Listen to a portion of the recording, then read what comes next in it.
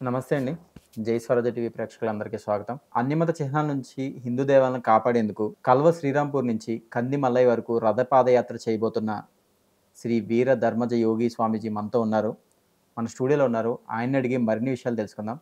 నమస్తే అండి. జై శ్రీరామ్. శుభం పోయారు. ఇప్పుడు మన దేశంలో చాలా రకాల పాదయాత్రలు చేస్తున్నారు. గో సంరక్షణ కోసం చేస్తున్నారు, ధర్మం కోసం చేస్తున్నారు, రకరకాలుగా చేస్తున్నారు. మీరిప్పుడు చేయబోతున్న రథపాదయాత్ర అనేది చాలా మహత్తర కార్యక్రమం. దాన్ని పూనుకోవడానికి కారణం ఏంటి? దాని యొక్క ముఖ్య ఉద్దేశం ఏంటి? మనం ఒక మంచి నిర్ణయం తీసుకోబోతున్నాం. దాని ఉద్దేశం ఏమిటంటే, దేశము రక్షించబడితే, దేహము రక్షించబడితే, ధర్మము రక్షించబడితే, దేవుడు రక్షించబడతాడు. చిన్న చిన్న ఒక్కొక్క పాయింట్ మీద మనం పాదయాత్రలు చేస్తే 33 కోట్ల దేవతల పేరు మీద 33 కోట్ల యాత్రలు కావాలి. కానీ దేశం కోసమే ఒక యాత్ర చేస్తే అది క్విట్ ఇండియా ఉద్యమం లాగా ఇప్పుడు హిందువులు, సనాతనులు, సనాతన ధర్మవాదులు అనేటువంటి వాళ్ళంతా దేశం, హిందూ దేశం కావాలనేటువంటి రథ పాదయాత్రలు జరగాలి. అప్పుడే అన్ని పాదయాత్రలకు ఒక సరైనటువంటి సాక్షాత్కారం వస్తుంది, ఫలితం వస్తుందని నేను కోరుకుంటున్నాను. అంటే స్వామి, ఇప్పుడు మీరు చేస్తున్న పాదయాత్ర యొక్క ముఖ్య ఉద్దేశం ఏంటో చెప్పారు.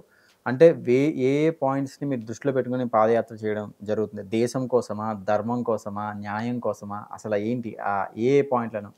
దేశం కోసము, దేహం కోసము, ధర్మం కోసము, దేవుడి కోసము, ఈ 4 కోట్లమే. ఎవరైనా దీంట్లోనే ఉంటారు. ఏ మతానికైనా దేవుడు కావాలి, అవును. ఏ మతానికైనా ఒక దేశం కావాలి, అవును. ఏ మతానికైనా దేహం బాగుండాలి, అవును. ఏ మతానికైనా ధర్మం కూడా బాగుండాలి, వాళ్ళు రాసుకున్న ధర్మం బాగుండాలి. సరే, మన సనాతన ధర్మం గురించి మనం మాట్లాడదాం.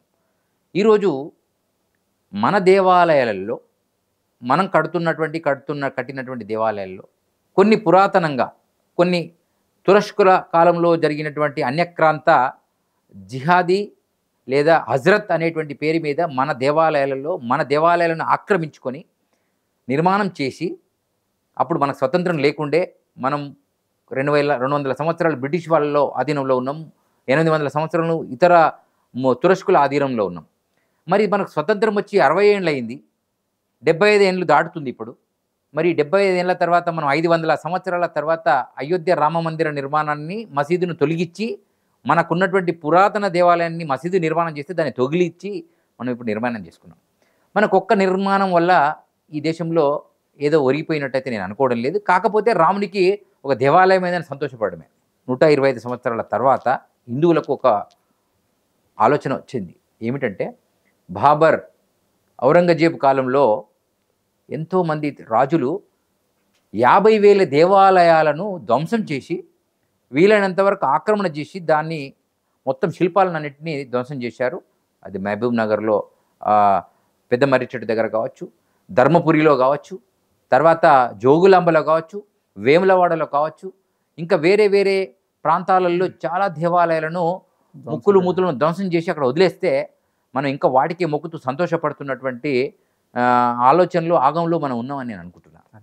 సో నేనేమంటున్నానంటే, దీంట్లోనే ఇప్పుడు ప్రపంచంలో అత్యధికంగా మొక్కేటువంటి ఆవును ఈ దేశంలో పూజిస్తున్నటువంటి సనాతన హిందూ ధర్మవాదులు, సంక్రాంతి వస్తే ఆవు పూజ చేయాలనే ఆలోచన, ఇంట్లో గృహప్రవేశం అయితే ఆవును తెచ్చుకోవాలనే ఆలోచన, ఇంట్లో సత్యనారాయణ అయితే గావుమూత్రము, గోపేడ చల్లాలనే ఆలోచన వచ్చేటువంటి ఈ సనాతనమైనటువంటి హిందువులకు మరి ఆవు అనేది కనుమరుగైపోతుంది. దీని మీద ఆలోచన లేదు.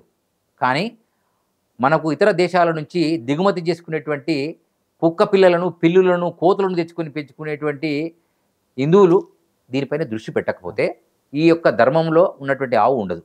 అలానే ఈ చిహ్నాలు, వేములవాడ రాజన్న ఈరోజు ఒక వ్యక్తి శక్తిగా మారి ఆ దేవాలయంలో ఉన్నటువంటి ఆ అన్యమత దర్గాను, అది దర్గా కావచ్చు, చర్చి కావచ్చు, ఏది ఉంటే అది దాన్ని తీసేయాలి అని ధర్నా చేస్తే అతన్ని అరెస్ట్ చేయడమే కాకుండా అతన్ని కొన్ని రోజులు జైల్లో పెట్టారు. కానీ ఏ పురోహితుడు, ఏ గురువు, ఏ నాయకుడు దాని మీద టీవీ డిబేట్లో కానీ ప్రత్యక్షంగా పరోక్షంగా యుద్ధం చేయకపోవడంగా కాకుండా సైలెంట్ అయిపోయారు. అదే విషయం ఇతర ధర్మాల్లో జరిగి ఉంటే, ఇతర మతాల్లో జరిగి ఉంటే ఈరోజు చాలా ఇబ్బందులు పడేది. 144 సంవత్సరాల తర్వాత కుంభమేళాలో 65 కోట్ల మంది దర్శించుకున్నారు. ఒక్కొక్కడు 1 రూపాయి ఆ నదిలో వేస్తే 65 కోట్లు అయినాయి. కానీ బయట 25 కోట్లు ఒక్కొక్కరికి ఖర్చు 25,000 ఖర్చు అయింది ఒక్కొక్కరికి. అంటే కొన్ని లక్షల కోట్ల బిజినెస్ అక్కడ జరిగింది, ఒరిగింది.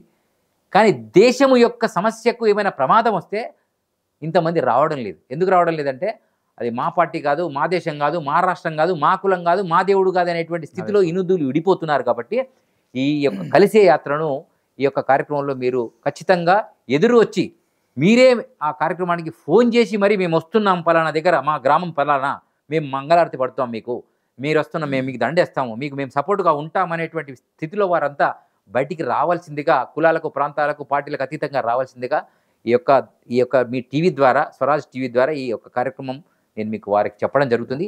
ఇది యథార్థం కూడా. స్వామి, ఇప్పుడు మీరు చెప్పిన పాయింట్ అన్ని 100కి 100% ఒప్పుకోవాల్సినవి. ఇంకొక విషయం ఏంటంటే ఇప్పుడు ధర్మం కోసం పాదయాత్ర చేయాల్సిన అవసరం ఎందుకు ఏర్పడింది అనేది విషయం కూడా మనకు అర్థమవుతుంది.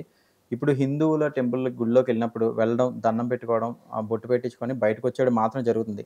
ఇట్లా కాకుండా లోపల పరివర్తన రావాలంటే హిందూ ప్రజలు ఏం చేయాలి? సరే, ప్రజల గురించి పక్కన పెడితే, హిందువుల గురించి పక్కన పెడితే, గుడిలో ఉన్న పూజారులు కానీ పంతులు కానీ ఏం బోధించాలి? హిందువులకి గుడికి వెళ్ళినప్పుడు ఏం బోధిస్తే కరెక్ట్గా ఉంటుందంటారు? ఇది మన రాష్ట్రంలో, దేశంలో జరగాల్సినటువంటి మొదటి పని ఏంటంటే, అర్చకుడు దేవుడి దగ్గర మంగళారతి ఇచ్చి మంత్రం వేసి అక్షంతలేయడానికే అనేటువంటి భావనల నుంచి వాళ్ళు బయటికి రావాలి. నీలాగా మాట్లాడేటువంటి అవకాశం ఉన్నటువంటి పురోహితుణ్ణి ఒక ప్రవచనకారిగా తయారు చేసి ప్రతిరోజు 1 గంట 5 సార్లు వాళ్ళు అల్లా అని 5 సార్లు అన్నట్టే 5 సార్లు లేదా 6 సార్లు సాధనా తరగతి తీసుకొని ఆ 12 గంటలలో 6 గంటలు ఖచ్చితంగా గంటకు ఒక ప్రవచనం చేయాలి.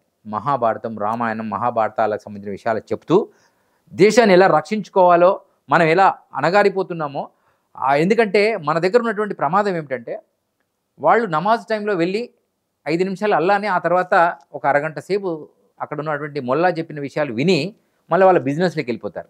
కానీ హిందువులు ఏం చేస్తారంటే వీరికి బిజినెస్ పొద్దంతా చేస్తారు, పోతే ఇంటికి పోయి పడుకుంటాడు, తింటాడు, మళ్ళీ బిజినెస్కి పోతాడు తప్ప గుడి దగ్గర జరుగుతున్నటువంటి విషయాల పట్ల ఈయనకు అవగాహన లేదు, అవగాహన చేయరు. ఎందుకు చేయరంటే మనం బోనాల పేరు మీద కోట్లు ఖర్చు పెడుతున్నాం.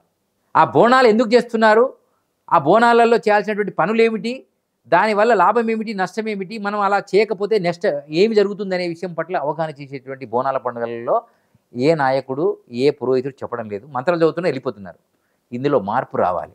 రెండోది, శివరాత్రి, ఉగాది ఏ కార్యక్రమం జరిగినా, శ్రీరామనవమి జరిగినా మంత్రాలు కొన్ని తక్కువ చేసి ఈ యొక్క భారతదేశాన్ని కాపాడుకునేటువంటి మహామంత్రాన్ని, మహాసూక్తాన్ని, మహాసూత్రాన్ని అక్కడ ఉన్నటువంటి గురువులు, అక్కడ ఆ ప్రాంతంలో ఉన్నటువంటి పురోహితులు, నాయకులు దానికి కొంచెం సమయం కేటాయించేటువంటి స్థితి ఎండోమెంట్ డిపార్ట్మెంట్ తయారు చేయాలి.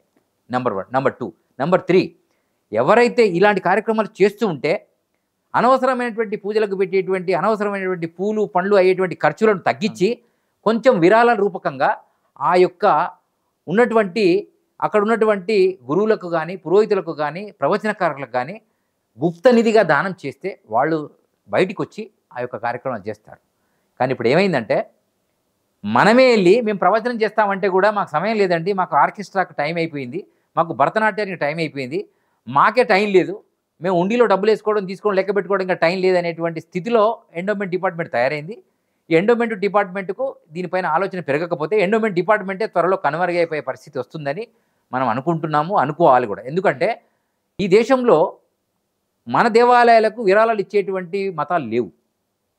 మన వాళ్ళు ఇతర మతాలకు దాన ధర్మాలు ఇచ్చి దర్గాలు, సమాధులు కట్టించి కందూర్లు చేసుకునేటువంటి ఒక జాతి స్థితిలోకి వెళ్ళిపోయారు. ఎందుకంటే వాడు అల్లానే దేవుడు అంటున్నారు, ఒకరు అలేలేనే దేవుడు అంటున్నాడు.